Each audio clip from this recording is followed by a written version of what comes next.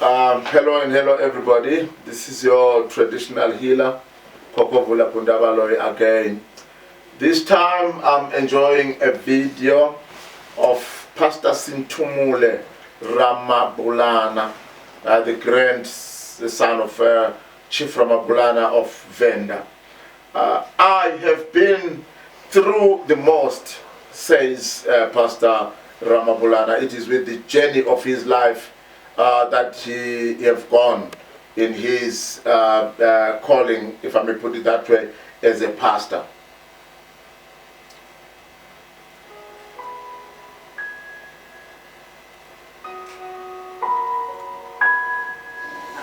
My name is Makhado Sinthumole Ramabhulana. I am the grandson of Chief Makhado Ramabhulana.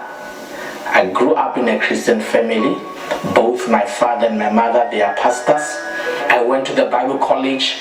I studied theology because I had this passion of preaching the word of God. It was not about fame during that time. It has nothing to do about what we see today. It was fulfilling the calling within your heart. You felt fulfilled when you do what you were born to do. When I was doing my third year, and something in my heart just said, you need to start a church in Pretoria. In Pretoria, I was doing my third year. I remember that my theological training was done in Soshanguve under the Apostolic Faith Mission. That's where I did my 3 years of training.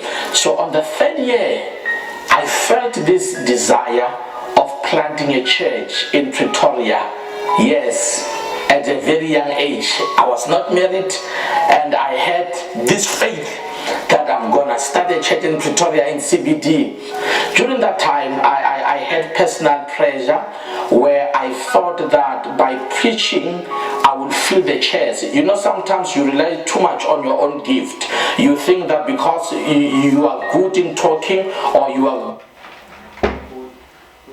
Right, here we are listening to Pastor Ramabhulana saying that he had to do what he is born to do. Now, I really wonder how you discover you are born to do something.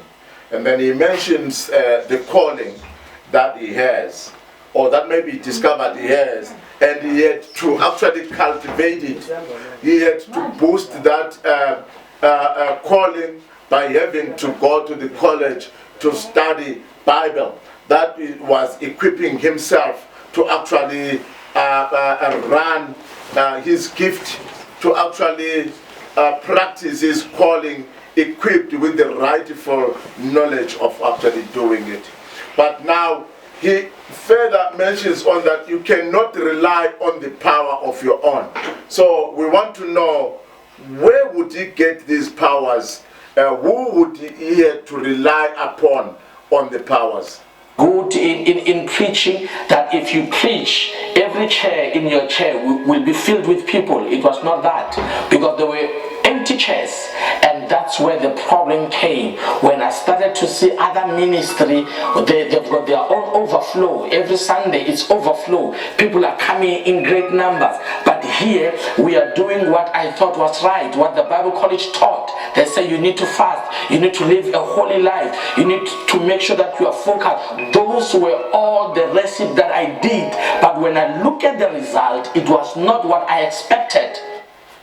Right. Simply here, this pastor, the Bishop Ramabhulana, states that he did everything that is said in a church, that if you do it, and then you will have many people. Many people is what he wanted. He wanted to fill the crowds. He saw this with other churches, but he was not seeing it with him. But now when he wanted to actually have a successful church with a crowd, with many people in that congregation, it did not just happen the way he actually expected, but he did fast, he did pray, he did do everything that he was told by the other guys they are doing. Let's hear what did he do in order for him to have his dream fulfilled of having many people, because praying and preaching alone did not work for him in that particular era. I like this pastor, and I like this whole video. And guess what? I started to decide and say, you know what, let me invite these people, because in ministry it is like a soccer league. There is those that are under, and there's those who are above, and those who are high. So I realized that I was the under. You know, I was on that entrance league where nobody knows you, no matter how powerful or how much you fast, how much you bring revelation. They just said, oh, who are you? Where do you come from? So I started trying to associate with those who've got a name in the ministry. I started to be their friends. I started to buy into friendship. You know, sometimes it's very costly because you need to buy into their friendship. You need to do certain things for these people so that you can be in their standard. Right. Simply, the bishop states here that for him to find some certain heights, he had to hang around with people who are in that league. And then he states very well that for you to actually do well and find mercy, will it be anointing, or get to be okay, or to be like them, there is a reward that you need to actually pay to them or give them in order for you to put in some certain heights, or to get to be at the same league with them. So in other ways, what I'm hearing here, he had to spend money to get some kind of anointing, because they even advised him to fast, but it did not work. So he had to befriend them to see what actually they do in order for them to fill their churches, to fill the stadiums.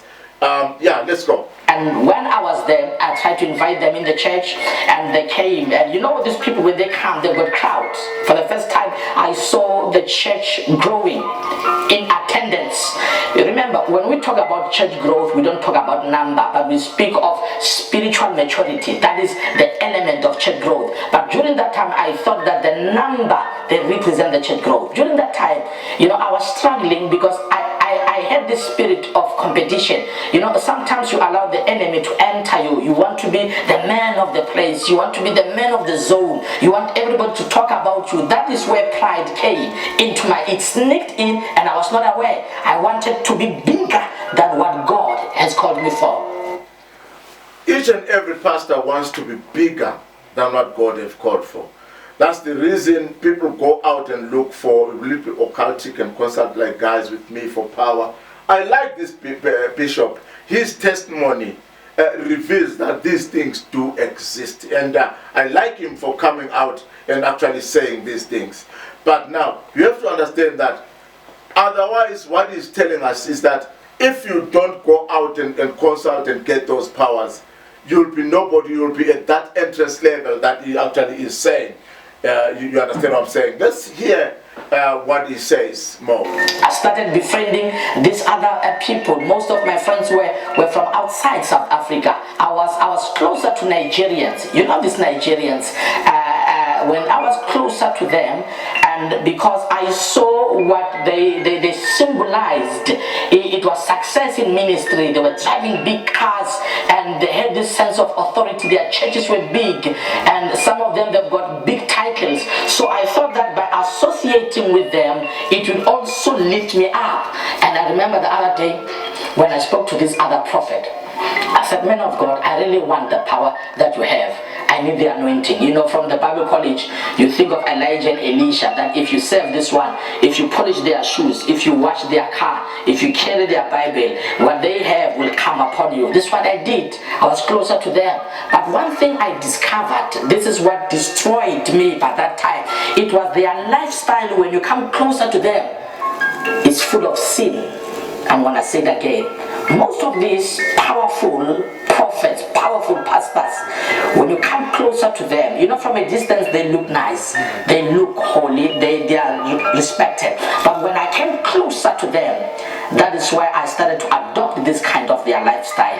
They used to drink, that was their lifestyle. They used to have adultery, a lot of girlfriends. I mean, here's a person, a lot of girlfriends, yet when they stand on the pulpit, they preach fire down. I don't know what kind of fire is that, but people will scream, everybody will feel the anointing.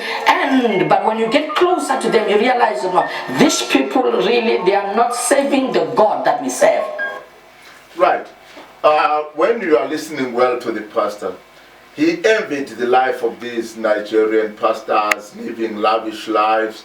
That's exactly what he wanted. When you want something, you don't care about the consequences. You don't care about the things therein. So now, what he discovered and saw and realized as bad and as opposed to the God he's serving, it's exactly what lured and got him interested in their lives. So there is no way he did not do some of the things these guys they were doing because he wanted to be them. So I like this pastor for coming out and tell us that there are a lot of transgressions that he actually committed, having copied from these guys, of which we don't know what were those things. What if those powers from those Nigerians, they were getting them by killing people?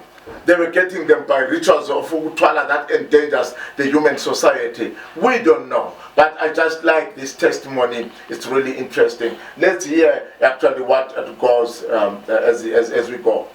I was closer to them. They told me that for you to have what we have, we must take you to Nigeria. By that time, I had adopted their lifestyle. Yes, I was married. I want to thank God for my wife who has been supportive through all these years.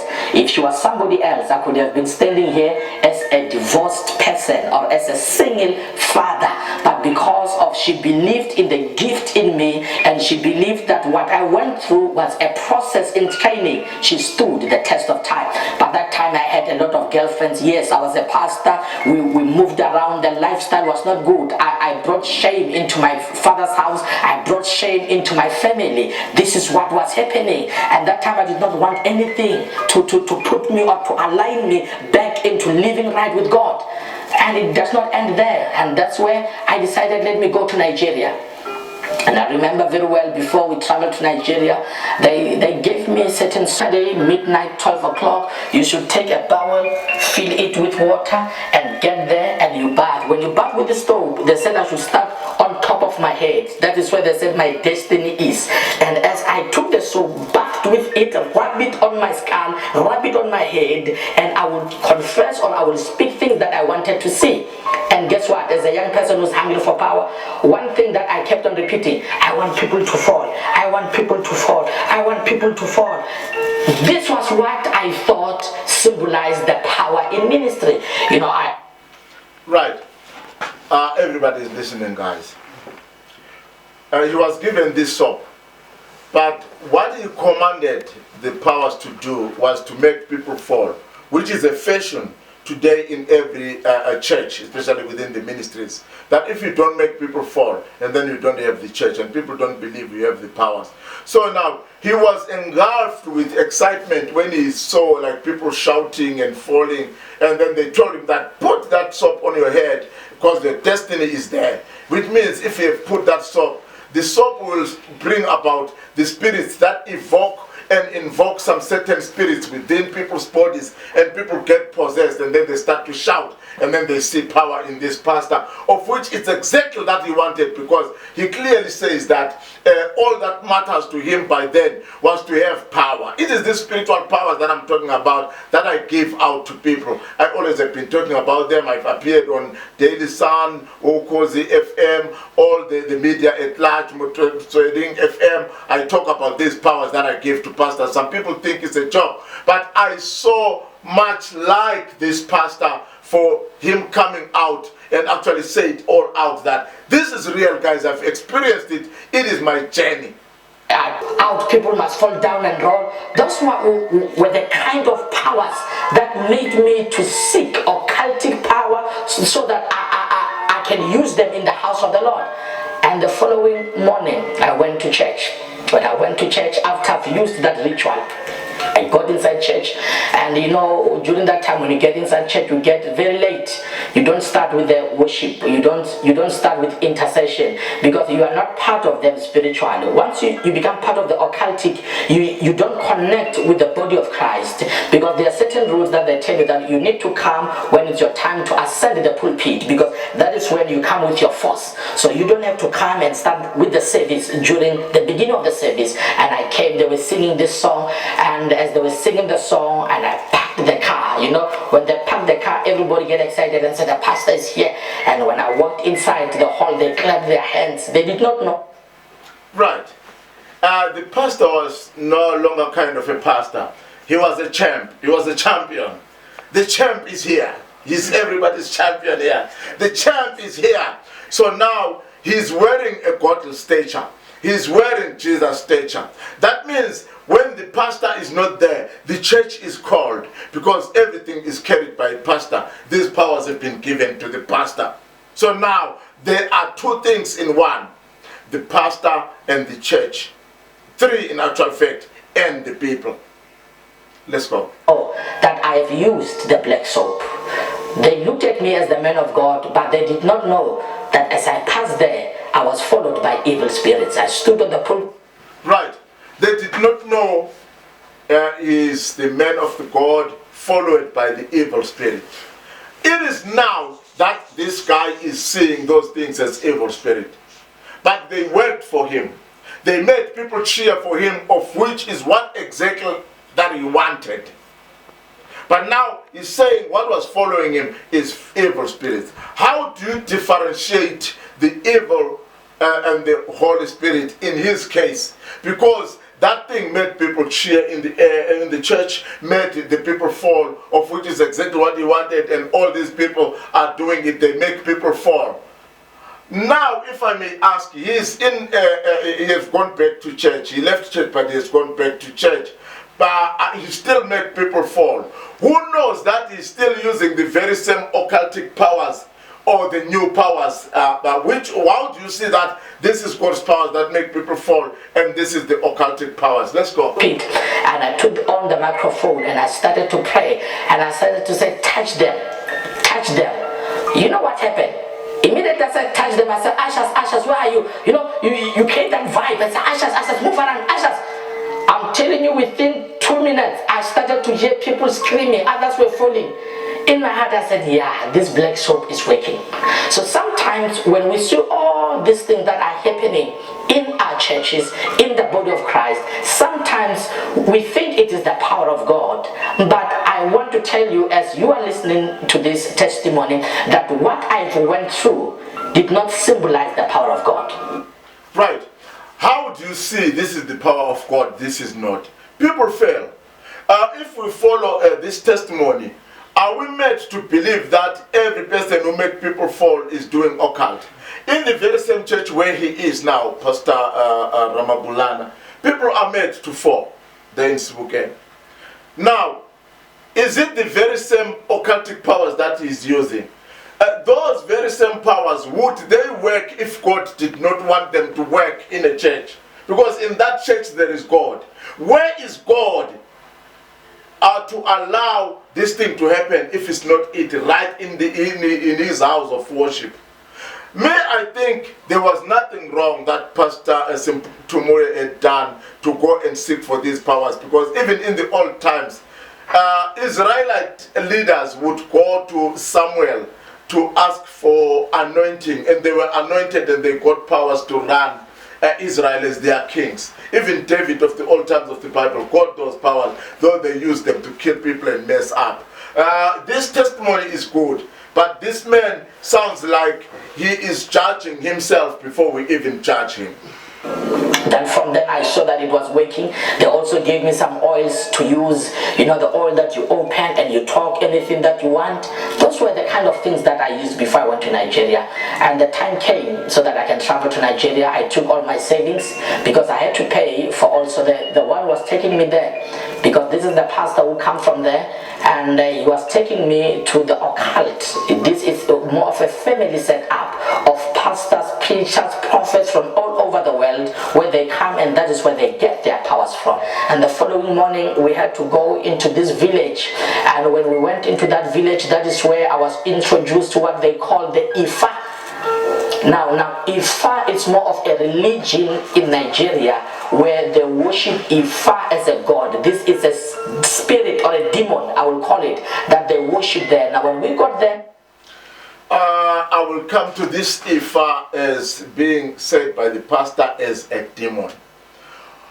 Who actually justifies this Ifa to be a demon or not a demon? What if in that area they call God the very same God he is worshipping, Ifa? Because God is called in so many ways. Mudimu, Mwari in Shona, unkulunkulu ngesizulu, Allah ngamande. So it's so many. So what if this Ifa is the very same God he's worshipping in other language, and then he would have called God demon? So sometimes people confuse themselves a lot by bringing in politics into religion and worship, but still I like his testimony. It brings some certain mentality of positivity in me. We consulted the Ifa priest. They call them the Ifa priest. Now the Ifa priest did some incantation, and he was able to predict certain things upon my life, and that is why I was convinced and said, this man is going to help me. Then from then they did the ritual. They told me that there are things that I must buy, the goat, the chicken, the fowl, and other stuff to make the covenant. And that is where they took me into the boiling drum, where it was on fire, filled with water. What I can state here is that Pastor Ramabhulana, where he went, he saw the powers. The drum was boiling, but when they put him in the drum, the water went cold. Those are the things that we call miracles, and those are the things that actually the pastors want to see themselves doing. So this God Ifa, is the God whatsoever, he did show him in provability that there are powers. He saw the powers. So it is exactly that what he had gone for. I wonder when now he's relating to it as demonic.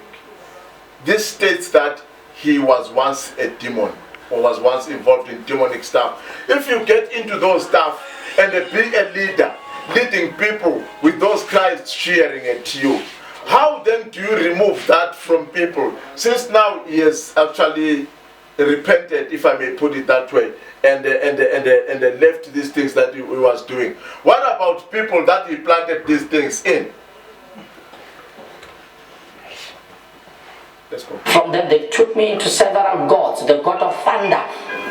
That is the reason why when people every time they talk in the church and they speak about the God of thunder, you'll hear the prophet shouting the God of thunder. I know what they are talking about, because this is not the God of heaven. Now the God of thunder is the one that when you do your sacrifice on it, it is where you are saying that everything that your enemy have sent to you, it must go back to back to sender.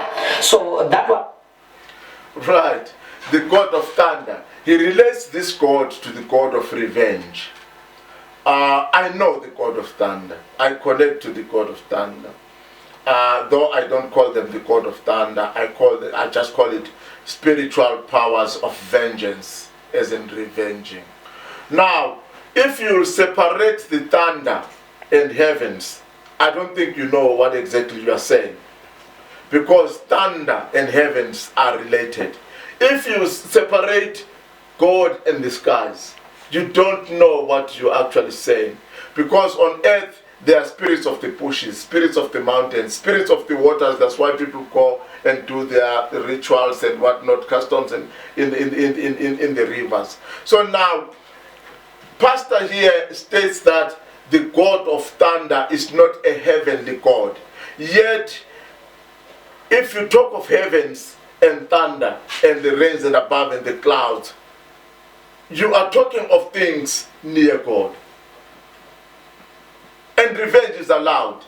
Because if you will talk of revenge and then you shift it from God, you will see the prophet Elisha that he's talking about. The children mocked him because he had a bald head to the back there. And he called hyenas, and they came and they to tear off all the bodies of those boys. They died. We have heard a lot of vengeances in the Bible, or with God himself. So you cannot separate vengeance with God. You cannot separate this God of thunder with God. But let's hear what he says as he goes on. The kind of ritual where I had to do all those things and say back to sender.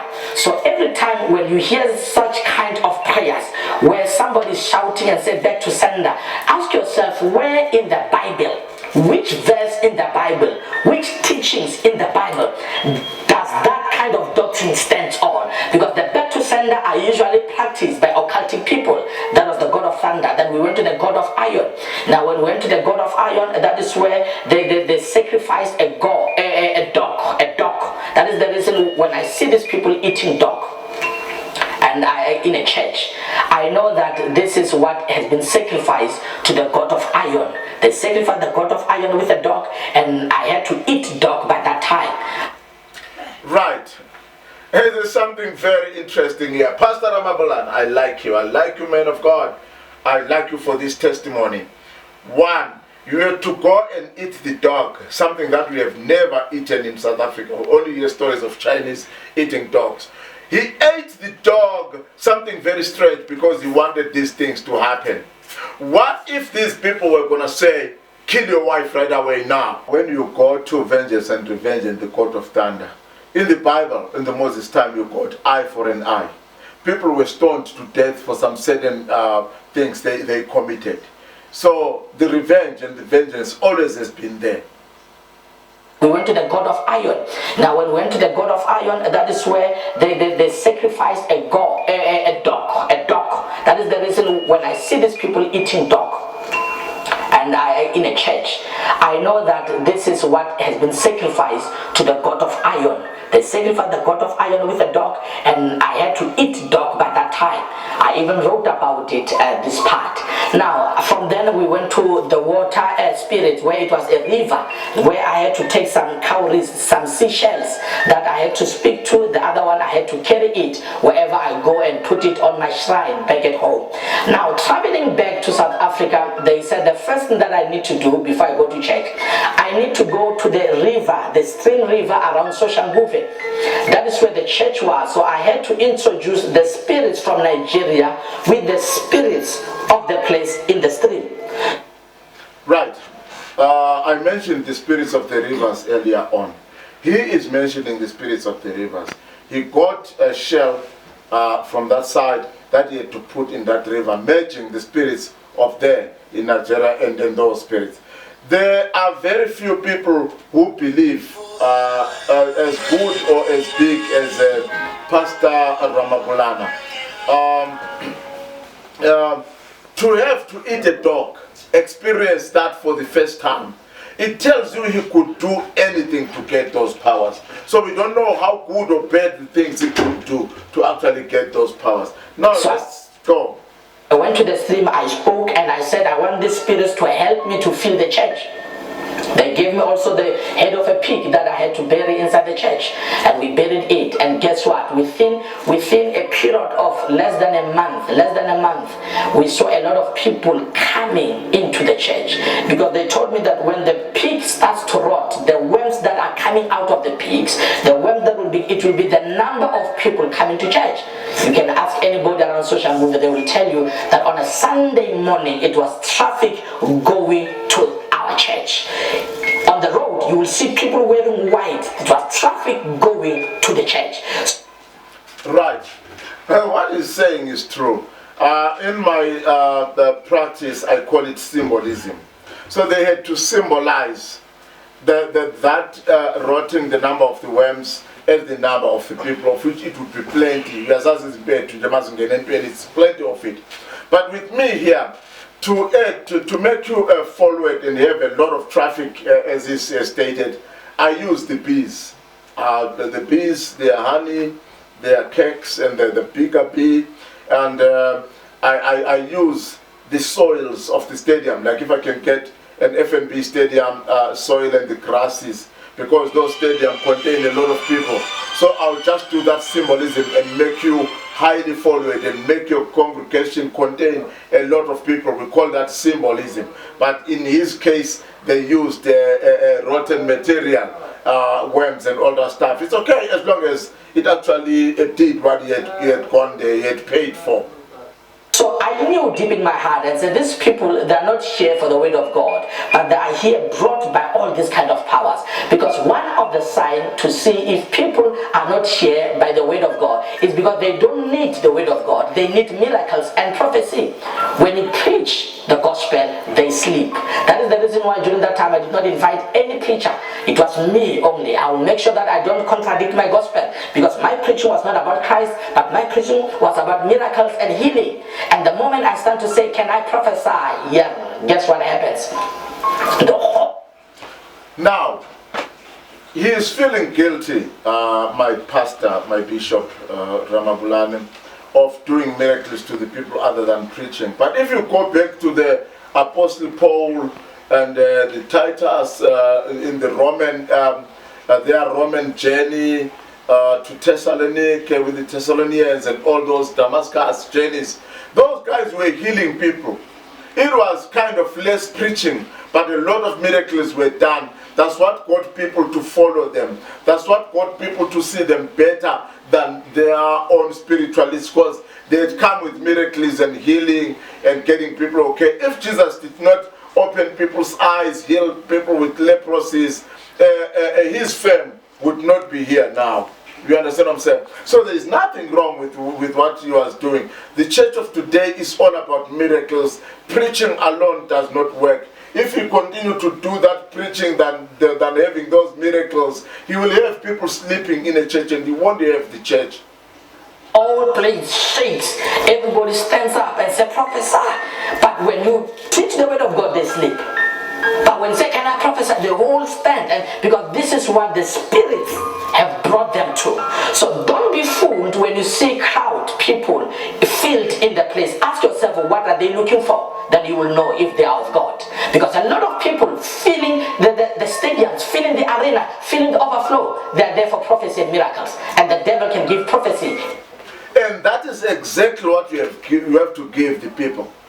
God himself said, my children, you are not going to ask for fish and then I give you the snake. So people have gone there for prophecy, they've gone there for miracles and to be made to fall. Make them fall like any other people, because you cannot be on your own like you are the one special to God than any other pastors. Give people what they want, not what you want. You were right. Maybe this time is when you are going astray, thinking you are being good. In the book of Acts, you remember about the young woman who was using the python spirit. She was predicting, prophesying, using a wrong spirit, and she came to the apostles and they rebuked him. A lot of Christians are filling the chairs where they are hooked up with spiritual principalities. And this is what I did. And by that time they told me, you need to stop what you were doing. I had several offices where I was now consulting. For people to come and see me, they had to pay a certain money for consultation. And the reason why they had to pay, it was because the money I will take and I will put it to the altar. That is the reason why you need to be careful where you take your money to. They will give me money for consultation and I will put it on those gods, those spirits. Then the money has to sleep there, so that the person who has given the money will keep on giving. That is the reason why people who are under occultic, everything they think is to give into that particular church. Because now, he has mentioned a very special thing. I like this testimony of Pastor Ramabhulana. The money that he got there to put it to an altar, and then, but it doesn't mean that that money would end on the altar, because he had to use it to actually buy this and that for his living. But at the end of the day, he reminds me of some certain Ugutwala. And now he mentions that the money had to be put in the altar. So he reminds me of some certain Ugutwala, people who go for rituals of wealth, whereby they make a lot of money. Some money comes by here just on its own through night. Some, the monies are brought by people, especially with those people who gather people like him. But at the end of the day, you have got some laws, you have got some rules over that money, that you cannot buy this, you cannot use money on this. And then I'm saying, what then is the purpose of money? Because the purpose of money is buying and getting things that you want. So if you pile money up to the ceilings, and at the end of the day, you are bound by some certain stupid rules and laws that you don't have to buy shoes, you have to walk on feet in town, you don't have to buy a car, you don't have to wear a shirt at the top, maybe some certain vest or naked at the top. You understand what I'm saying? So what is the purpose of your money if you cannot use it for buying? Because the only purpose for it and the only your need for money is buying. Because we were given to that altar, and I had offices. I was selling oil, I was selling water, I was selling candles, anything that I will think of, or anything that I will see in the Bible crossing. If it's oil, I will bring it and bring it as a doctrine. If it was water, I will bring it and bring it as a doctrine. So those were the kind of things that I was doing to generate more money. And I've heard and known some pastors who will buy in bulk ballpoint pens and the pencils and take them to schools to those guys who believe and tell them these are anointed pens. They've been prayed for, that when your child writes with it, he will pass. But what if it gets lost because it's only a pen? I saw another pastor guy who ordered, who filled the truck with oranges, and they said it's a blessed oranges. I don't know what purpose would they serve. People bought them like peanuts, like that, and then they finished them. So that's how actually they make their own money. That's exactly what he was doing. This water being sold and all these things that he was selling, because it was accompanied by that belief. What made people buy that? What made people not reason that no, this is just water? It can be less than what it is said to be. It is those things, the rituals that he did, they served for a purpose to make people believe even in the things that did not exist. And I remember one day when the policemen came and they said, we are arresting you because of mutilation. Remember, during that time in social movement, there were a lot of cases where people were found who cut with body parts, all those things. So it was rumored around that area and said there's a man who is strengthening business people, a man who is strengthening other churches, because a lot of pastors, they will come for consultation, a lot of traditional doctors, they will come for consultation, and I will give them powers. That is true. I've got... Right. This is the very important part I like in this testimony.